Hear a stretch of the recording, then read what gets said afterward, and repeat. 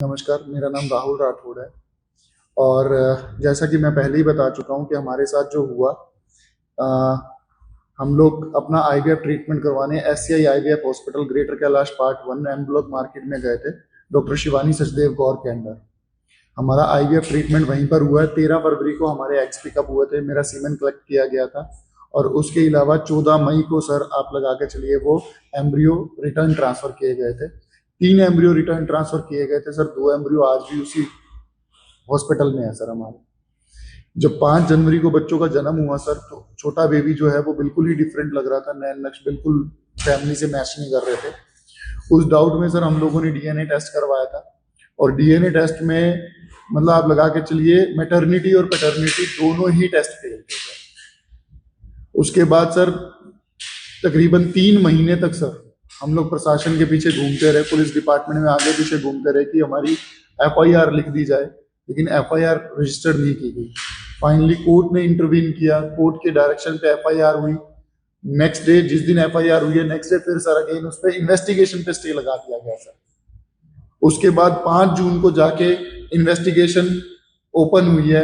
और अब sir state ART department में हम लोग सर मार्च में होके आए हैं सर। फरवरी में मैंने हेल्थ मिनिस्ट्री को ये चीज बताई थी कि हमारे साथ क्या गलत हुआ है। आज तक सर एआरटी डिपार्टमेंट की तरफ से इस पे एक्शन नहीं लिया जा रहा सर। 2 बार सुनवाई रखी गई है और दोनों बार सुनवाई के नाम पे सिर्फ बुलाया गया है सर हम लोगों को। वहां पर डॉक्यूमेंट उनके टेबल पे रखे हैं, एविडेंसेस उनके टेबल पे रखे हुए हैं।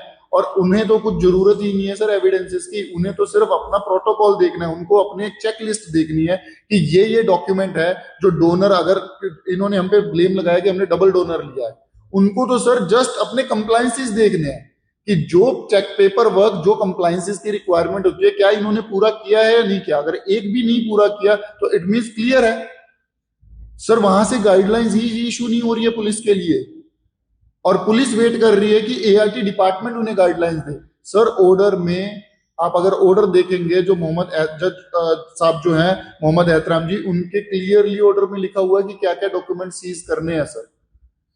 लेकिन इसको मेडिकल और इन्वेस्टिगेशन के बीच का ब्रिज बना के इस चीज को खींचा जा रहा है। मेरी सिर्फ और सिर्फ एक रिक्वेस्ट है, ये केस बहुत सिंपल है सर। हमारी 14 तारीख को एम्ब्रियो ट्रांसफर हुई थी और सर 5 जनवरी को बच्चे मैक्स में पैदा हुए सर। 14 मई से 3 दिन पहले और 3 दिन बाद का आप डेटा निकलवा लीजिए किन किन लड़कियों को ट्रांसफर किए गए हैं। और 5 जनवरी को तो और भी सिंपल है सर, अगर कोई ट्विंस पैदा हुआ है तो सर उसके साथ डीएनए मैच करवा लीजिए। इतने सिंपल केस को क्यों इतना डिफिकल्ट किया जा रहा है सर। इसमें मेडिकल वो चीजें और सारी। सर हम इन्वेस्टिगेशन के लिए गए थे, हम इन्वेस्टिगेशन मांगने गए थे, इसके अलावा हमारी कोई डिमांड नहीं थी। लेकिन आज जब ये पता चल रहा है कि कहाँ कितना अन्याय हो रहा है, आज चीजें कंक्लूजन पे पहुंच रही है। आज की तरफ से भी आपके ऊपर दबाव बनाया गया सर। पहले दिन मैं जब गया था उनके पास, 7 जनवरी की बात है सर, जब मैं उनके पास मिलने गया था, क्योंकि उससे पहले जो हुआ मैं ऑलरेडी बता चुका हूं आप लोगों को कि जब हमने उनसे बात की थी, मैंने डीएनए टेस्ट, क्योंकि मैक्स में वाइफ एडमिट थी, तो मुझे लगा डीएनए टेस्ट में मैक्स में ना करवाऊं, क्योंकि मैक्स में करवाऊंगा तो सर डर हर किसी को लगता है सर। ऐसा कोई नहीं है जिसको डर नहीं लगता। तो सर आप लगा के चलिए मैंने एससीआई में ही कॉल किया था सर।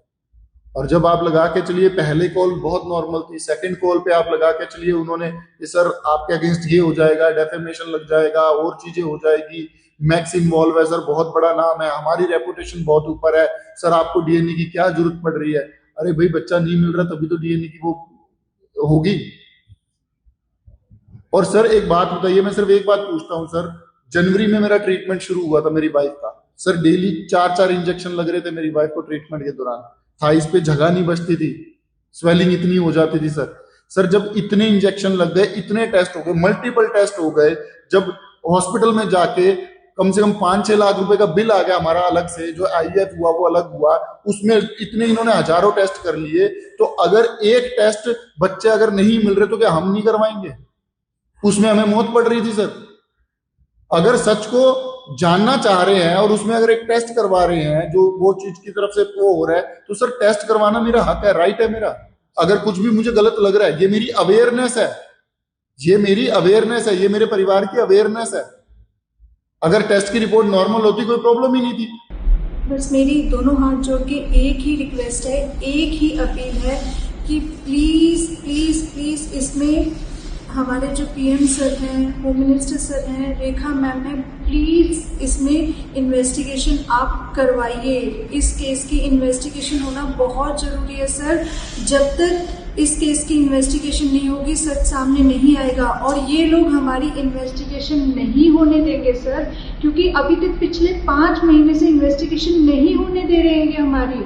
और ये आगे भी जिस तरीके से हमारे साथ बिहेव किया जा रहा है, जिस तरीके से हमारी मीटिंग्स में हमें टाइम नहीं दिया जा रहा है, सिर्फ खाना पूर्ति की जा रही है सर, इसकी इन्वेस्टिगेशन नहीं होने दी जाएगी। प्लीज इसकी एक उच्च स्तरीय जांच करवाइए आप, प्लीज सर, यही रिक्वेस्ट है हमारी।